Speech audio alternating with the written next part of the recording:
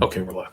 Hi, this is William Ramsey. Welcome to William Ramsey Investigates. On tonight's show, we have a very special guest. Her name is Mary Louise Roberts, and she just published a book in April of 2021. The title of the book is Sheer Misery, Soldiers in Battle in World War II. And Mary Louise Roberts, who likes to go by Lou, she is the Wharf Distinguished Lucy Albrecht Professor and Planner Bascom Professor of History at the University of Wisconsin-Madison. She has her PhD from Brown University and a master's from Sarah Lawrence College. This is not her first book. She's also written Disruptive Acts, The New Woman in Fin de Siècle, France, published March 15th, 2017. Also, D-Day Through the French Eyes, Memoirs of Normandy, 1944, published 2014. What Soldiers Do, Sex in the American GI in World War II France, 2013. And then she was also involved in a book titled Civilization Without Sexes, Reconstructing Gender in Post-War France, 1917-1929. That was published in 2009. But again, the title of this book is Sheer Misery.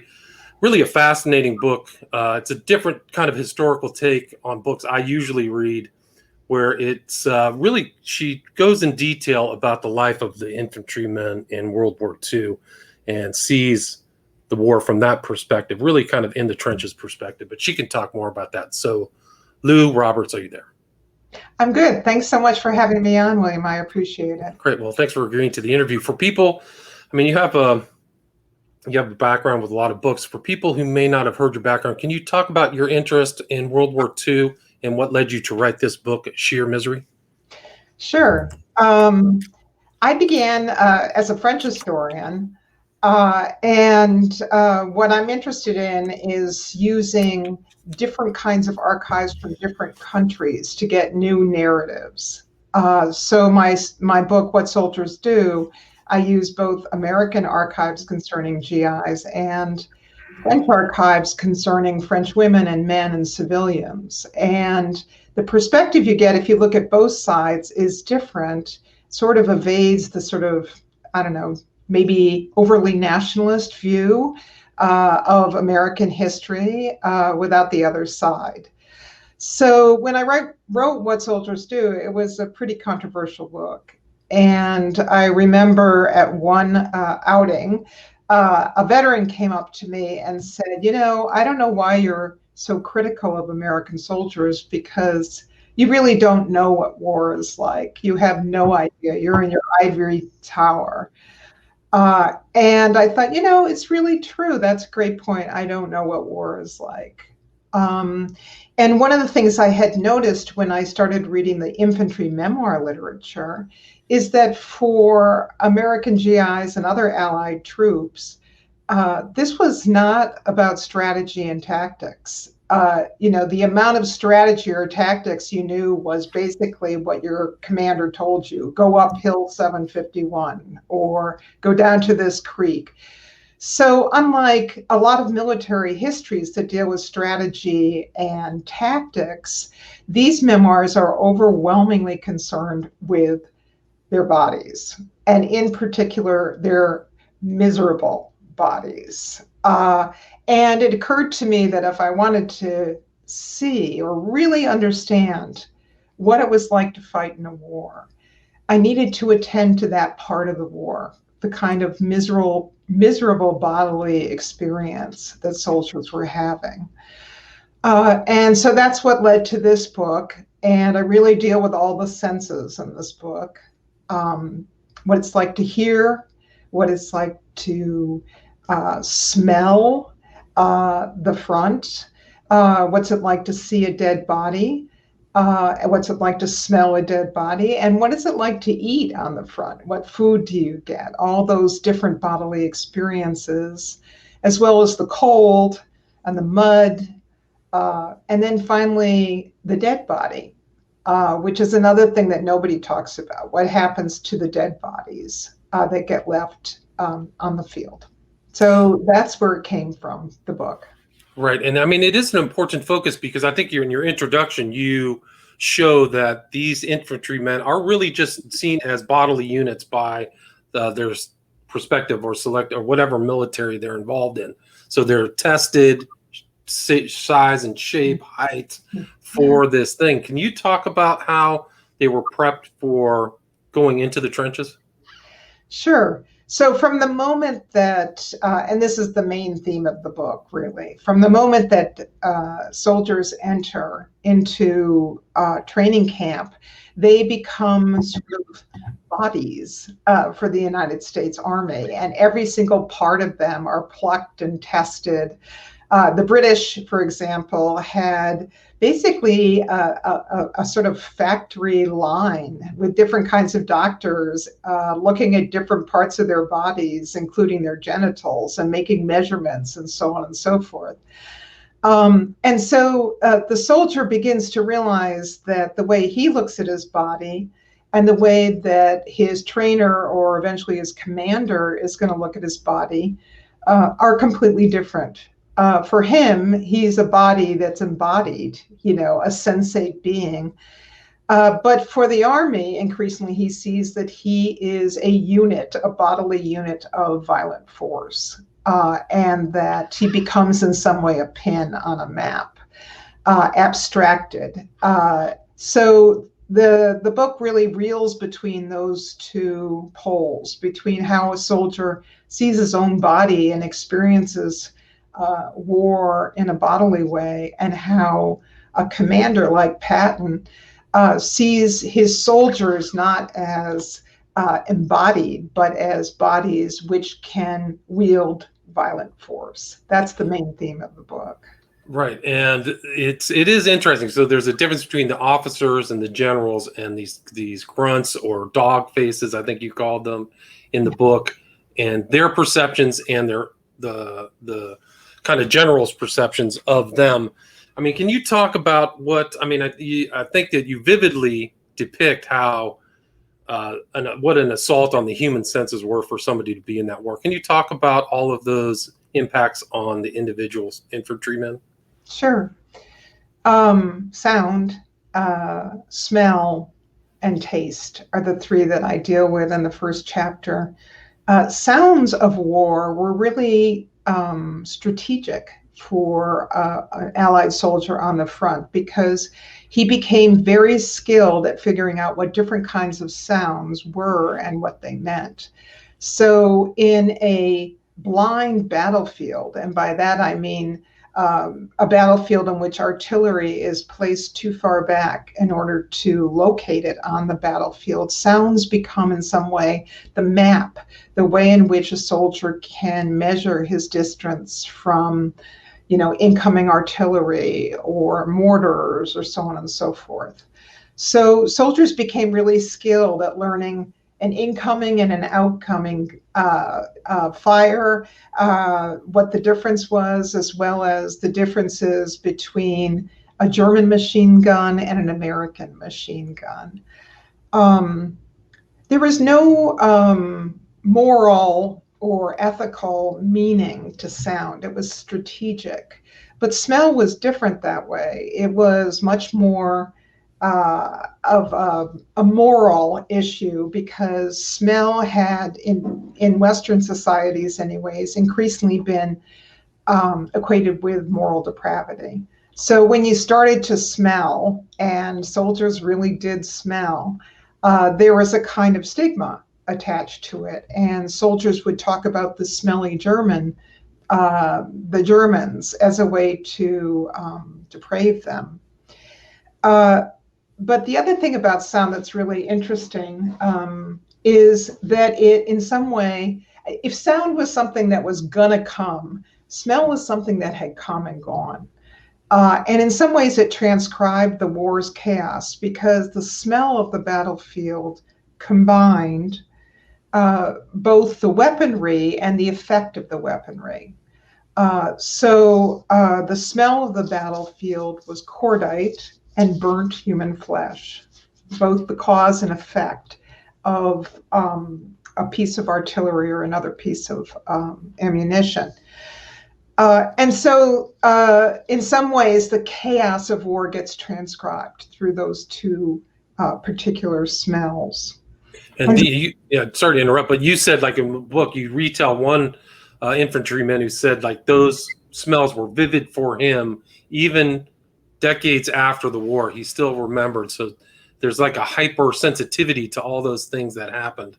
and like they learned to tell the sound of what weapon it was. The howitzer, I think you mentioned the German 88 millimeter was something. Yeah, and the screaming Mimis was another one that they all hated. But interesting thing, William, happens to me when I give some version of this talk, and if there are veterans in the room, you know, it evokes all kinds of memories. It's so interesting. They come up and say, oh my God, for me, it wasn't cordite. It was, you know, the smell of anesthesia or the smell of alcohol in hospitals, you know, so smell is so evocative. And really important in evoking memories. And then finally, taste. So food was bad. But, you know, people, the United States in general, I focus on the British and the United States, excuse me. And they tried to make it good. But the challenge was such that they had to send food all over the world, the United States quartermaster, in all kinds of climates, from the coldest to the hottest. And they really created food that was more functional than it was tasteful. So, for example, they created a Hershey's chocolate bar, and they designed it so that it would be no more tasteful than a boiled potato. And the reason was because they didn't want a GI to eat it all at once. They wanted the GI actually to find it so distasteful that they would eat it over time and therefore reserve their energy. So those are some of the senses that I talked about. Right. And you talk about these guys eating these with C and K rations. I think there's a picture of one of them in the book. Yeah. And they just look terrible, like crackers that look inedible. But that's making them fantasize about the opposite of a really nice meal or some stew or things. So you see what that feeling is in the trenches of them enduring all of this kind of hardship and not having all the niceties of maybe being somewhere else. But you also talk about the overstimulation of the senses too, where people lose their minds and senses too in there. Can you talk about that? Sure. First of all, on the first point you made, William, I just want to say there was a USGI called Leroy Stewart. I think he's my favorite of all. You know, I've read hundreds of these memoirs, but Leroy Stewart is my favorite. And he had a recurring dream when he was in the trenches, which was he wakes up in the hospital and right in front of him is a steaming plate of mashed potatoes with gravy in it. And all he has to do all day long is eat the mashed potatoes. So those are the kind of fantasies these men had. Okay, and then the other question? Sorry, I forgot. Oh, no, but like some of these people clearly had like the 1,000-yard stare. Yeah. They develop it over time, yeah. Yeah, no, eventually all mostly sound, but also the sight of combat and the danger of combat. Just created a situation for them where they're overstimulated, and in some ways their senses are shot, and that is the 1,000-yard stare. So ultimately, that's what war does to them, which is to create a kind of situation where they're sensing too much and can no longer sense at all. Right, and so there's the sounds of the dead, sounds of the wound, the silence of the dead, sounds of the wound. I think you wrote in there that the planes at 1,500 feet could smell the bodies of the dead. So you don't get those sensations from a Hollywood film. And one of the real interesting sections in your book was chapter 2, kind of the dirty body, was kind of General Patton's conflict with a cartoonist by the name of Malden. Can you talk about that? Sure. Not much has been written about Bill Malden. He received the Pulitzer Prize for cartoonery in 1944. It was considered to be the most important cartoonist of the war in the United States. And what's interesting to me about his cartoons is that he has a pair called Willie and Joe, and they're both infantrymen, and they're both filthy, absolutely filthy. By the end of the war, so many GIs wanted to be Willie and Joe that they started to buy used infantry clothing And as Malden said, if it had a bullet hole in it, then it was golden. You could get an incredible amount of money for it. So I looked at this phenomena of guys wanting to be dirty, and I realized that what Malden had done with his cartoonery, his cartoons, was he had transformed the meaning of dirt. So again, dirt, like smell, had certain moral and ethical meanings, which meant, that you were a dirty, George Orwell said of the working class, that they were dirty and they smelled. So when GI started to get dirty, and they did particularly in the Italian campaign of the fall and winter of 1943, as they traveled north upward the country, they got incredibly dirty in the mountains, and they had a shortage of water as well in the mountains, and so they couldn't wash themselves. And I talk about this one moment where two GIs meet one another and they don't recognize each other because they're so dirty, and both of them feel incredible amounts of shame about being so dirty. And I take that situation and then I look at Malden and think, oh, you know what he did? He actually reversed the meaning of dirt, so that the average Joe on the line who's dirty, he's the real hero. He's the real warrior. He's William Joe. He's doing all the fighting. And then Malden would also portray officers, rear front officers, in particular staff sergeants, as pristinely clean.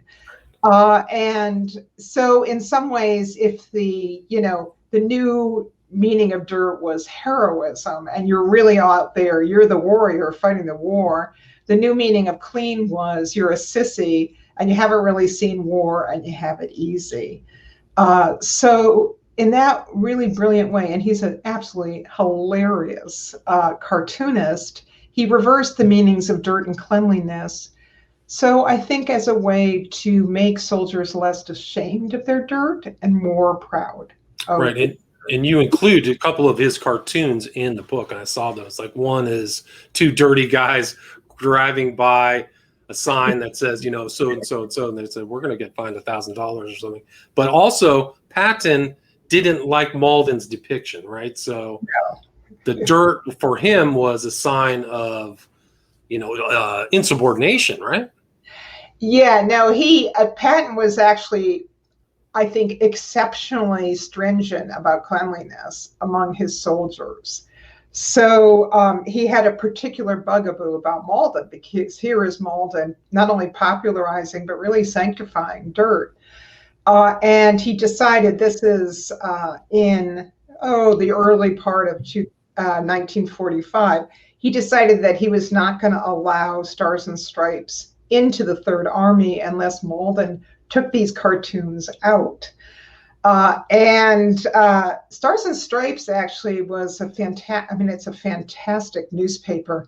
And it was actually semi-autonomous because Eisenhower, who was the supreme commander of the effort, he decided that only a semi-autonomous, independent, mostly independent newspaper would actually be trusted and read by the GIs. So just because Patton demanded that Malden's cartoon be taken out, there was a lot of pushback. And the pushback, of course, was from the soldiers who adored Malden for, sort of making, again, dirt less shameful and more heroic. And so they knew there would be a huge uproar about this. And so what they did is they sent Malden.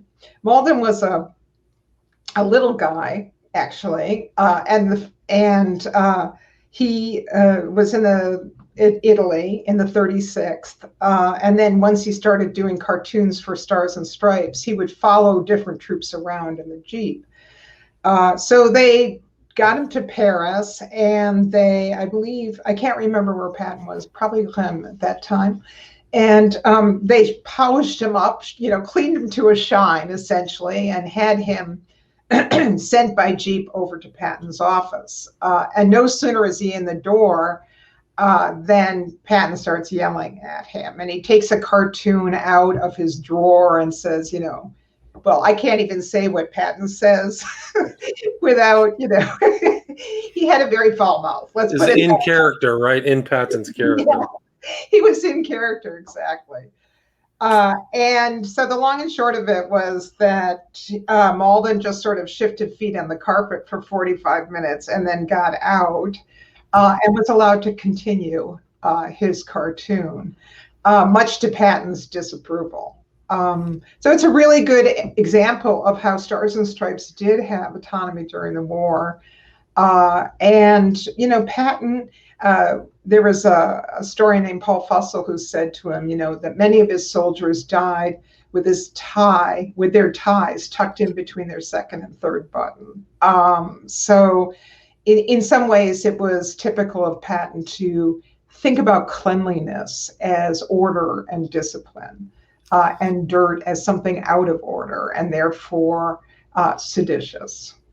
Right, and it was kind of interesting. You tell this story about Churchill and Patton really wanting to urinate on stuff in Germany. Like, there's a lot of bodily functions issues in that warfare. Yeah, no, I was particularly interested in that. It wasn't only Churchill and Patton. It was every single soldier who hit the Rhine would urinate in it. And I use it at the very beginning of the book to show how meaning is attached to bodily functions like urinating and defecating. And defecating was always a source of shame. If someone, defecated in their pants, he was a coward. And in fact, oftentimes people who were called cowards were called pant shitters.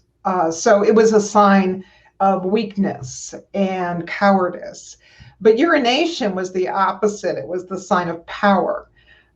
So when Churchill reached the Rhine, he wanted to piss in it to show that he had reached the Rhine, that the German army had retreated now behind German border, because the Rhine is what separates, Eastern France and Belgium from Germany proper. So Churchill did it, and he did it very discreetly. And then, of course, Patton had to do it. But Patton did not do it discreetly. He got a photographer to take a photograph of him urinating in the Rhine. Which is in your book, right? Which is in my book, yes. It's not a pornographic image. It's done from a distance. And then after he did it, of course, every British and American soldier urinated in the Rhine. And I love to tell this story when I was actually in Switzerland a few years ago on the Rhine. And we're swimming in the Rhine, and I started telling this story, which did not go over well with the Swiss that I was dealing with. Yeah. But it was all symbolic, too. And also, like dysentery, diarrhea, these were all very common issues in the front from both sides, right? Yes. In fact, the phrase "I have the GIs" came from this particular situation, and it's not that the army, the Allied army, didn't try to make it as clean as possible, but when you're living and working outside all the time, your food is just going to be infected with bugs carried by flies and other insects. So there were latrines, and after the latrines were used and the army moved on, they were closed up. And in fact, I have one wonderful story about an older French person. And he was on a Normandy field where a division had been, and he looked at all these grave sites that said "Rest in peace, rest in peace," and he couldn't understand. He kneeled down and he gave his respects. He said a sign of the cross, and then he realized that it was a joke, that the GIs had actually buried their latrine there, and they were bidding their shit rest in peace, and so on and so forth. So he felt a little foolish about saying a prayer over a buried latrine. So all these things are, they really made an effort, but it was inevitable that there would be diarrhea, the GIs as they were called. And it goes back to the theme of your book, the body, and also the lack of care really for cold, that it seems like the generals or the officers had for the individuals. It seems like that was just as big as the enemy as the Germans, and they didn't really attend to that. It seems like they talked about it, but they didn't really seem to address it. At least that's the impression I got from your book. Yeah, and the end result of that was something called trench foot, which was pretty legion in the United States Army in the winter of 43, 44. First in Italy, and then 44, 45 at Bastogne, the Battle of the Bulge. So a lot of it was bad boots, unlike the British, who had great boots after getting trench foot in Legion numbers in the First World War. And another is bad distribution. What would happen is boots, really good boots or rubber coverings, would come in to bases, either ports or other bases, and they would be cherry-picked.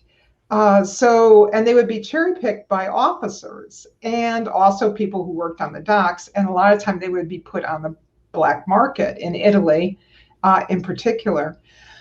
And so then, finally the boots would get to the infantry who really needed them, and there would be size 5 or size 14, and that was it. So a lot of infantrymen had to go unprotected in terms of their feet, or they had to wear boots that were too small, which was another kind of hell. So the cold, the wet, and living in the elements was hard enough, but many of them also had to have their feet amputated because they were so badly infected with trench foot. And I think you showed one vignette of like a whole bucket of feet that had been amputated. And I think that's really a credit to your book too, is you have so many first person vignettes about people's experiences in the trenches. Really is fascinating reading. But they also, part of the problem too was that it was a matter of toughness not to complain about any physical problems in the trenches. Can you talk about that? Sure. So one of the things that Allied soldiers were taught in training camp, both British and American soldiers, was something that I call endurance.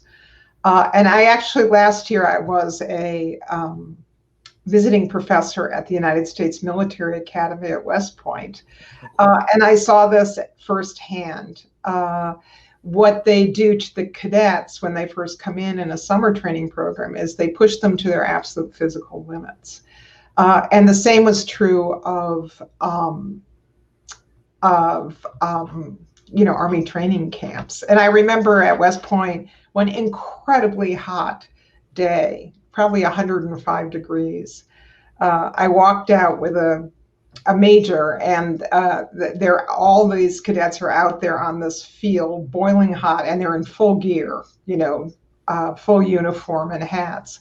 And I said to the major, this just must be absolutely hell, to be in a long-sleeved uniform, exercising in 105-degree heat. And, the major said, well, that might be true, but the last thing you would never, ever do is complain or excuse yourself. So these kinds of endurance effects were training for Allied soldiers. And so what soldiers learned to do was to ignore bodily alarms. One of them, pain, obviously. Another one, excessive sweating. I mean, these are all the ways your body alarms you to the fact that it is extremely stressful.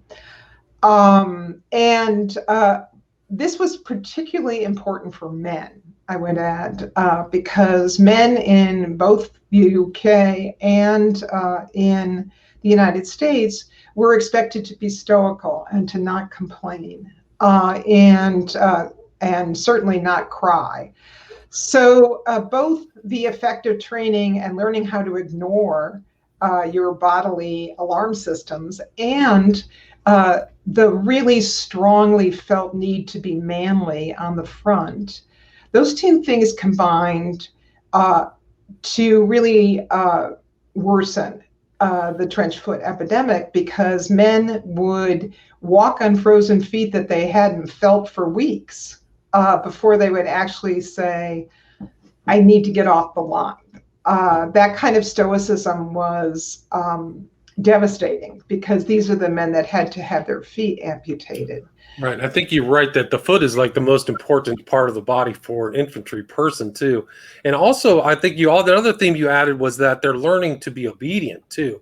So there's a definite impression upon the infantrymen to follow orders and be obedient and do your job, right? Yeah. Yeah. And so, but most of the pressure came from each other, because they could go back to the aid station or the hospital. But the other thing that happened to them when they would go back there is they would see other people who were so much more seriously wounded than they were. And then they just turn back and say, I don't, this is not, nothing compared to right. Somebody who'd been shot or had an arm blown off or something like that. Right. I think he wrote it was a significant problem, like 1,000 people a day lost. I mean, that's a huge number of people who aren't at the line fighting. And I don't think it's really been talked about much, because the myth and the reality of U.S. soldiers and the U.S. Army was incredibly well equipped, which is true. It really is. I mean, they had an abundance of supplies, and so it had to do with more of the cherry picking that was going on, and also because the boots were made of rubber rather than leather, which is what the British did. And rubber was just a very important and needed commodity during the war, because you can't run a tank or a Jeep without tires made of rubber. So it was in some ways sort of reconstructed rubber. And the other thing that contributed to it, which the British did not have, is the rotations in the United States Army were very long. In other words, you would be at the front for weeks. And in the British Army, that would not happen. You would probably be at the front maybe a week, maybe two, as opposed to, 4 to 6 weeks. So the longer you're in the elements, the longer or the more likely you're going to get trench foot. So that was another really big factor. And, again, this was a cause of real concern. But the concern had, I think, mostly to do, and again, I read Patton's letters about this. The concern for him, anyways, was not so much about, the embodied body, the pain, the possibility of infection and amputation. For him, it was, again, it reduced units of men away from the front. And therefore, the way he looked at the body as a unit of force, it was reducing numbers of men who could fight. Right. So there it goes back, just another body. We got to look at this not as an individual, but as a military unit, keep the body functioning. And I think you also wrote Eisenhower was concerned about trench foot in his general. So it is interesting that the Americans really didn't learn much, about World War I and had that problem. We're at about 35 minutes, Lou. Do you have anything you'd like to add? Anything I miss about the book Sheer Misery? Well, I do have a chapter on wounding. Could I talk about that? Yeah, please do. Okay. Yeah. So before, you and I were talking about how the wound has been so sensationalized in popular military history. Someone like Rick Atkinson or Anthony Beaver, they always talk about the most sensationalized wounds, like intestines falling out of your body, or your eyeballs falling out or whatever. And like 98% of wounds were not like that. And so I tried to just talk about banal wounds, wounds that everybody got day to day. And I talked about how the meaning of the wound changes. And I'll just give you 2 examples. One is soldiers classified wounds. What was the worst possible wound you could get? And you probably are thinking exactly what I'm thinking. No one wanted to go home without their genitals. That was considered the worst possible wound. The second one is more interesting. The second most dreaded wound was fire wounds from being inside a tank when it was hit by artillery, because the men would come out and they would have burns all over their body, and they suffered enormously before they died. The third was going blind. That was really, really horrible. And then, there was something called the $1 million wound. And the $1 million wound, it was called the, it had a name. The British had a name for it too. It's slipping my mind right now. That was the wound that was bad enough to get you off the front, but not so bad to disable you forever. Okay. It was the Blimey wound for the British, because Blimey is the name of London. And the idea was, hey, I'm going to go to London and recuperate. So, British soldiers would say, before a battle, hey, it might be Blimey this time, you're going to get it. So, and I love the way the GI wound is money, of course, right? And so that was, you didn't want to be blind because that would disable you too much. But if you had the optimum wound would be something on the leg or the arm that doesn't cripple you. And then what happens is when the wound, when people, the stretcher, I go through the whole process, the stretcher bearers and then the medical process, and I'm dealing with the British Army in this chapter, then you become your wound. That's the second thing I wanted to talk about. So literally they would organize British field stations and hospitals by wounds. So let's say I have a wound in my head, you become a head wound. Or, heads, you're in the heads ward. Right. Wow. Or you become, an intestines wound. Urine intestines, like literally people say urine intestines. So as you get into the medical system, the meaning of the wound changes to focus on what exactly in your body needs to be repaired.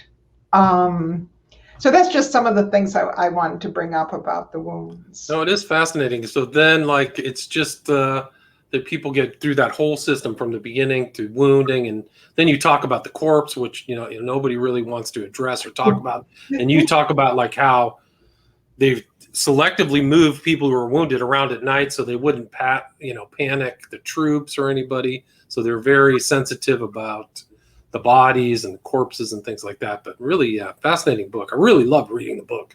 Really great book. Yeah. So where's the best place for people to buy Sheer Misery? I would say in brick and mortar stores, something like Barnes and Nobles. And I would say online, Amazon for sure, Barnes and Nobles. It seems to be selling incredibly well. So yeah, that's where I would purchase it. And Lou, do you have social media or anything? If people want to reach out and contact you, how can they do so? The best thing to do for social media, I have a public email address. It's my first and last names, Mary Roberts @WISC, WISC, as in Wisconsin.edu.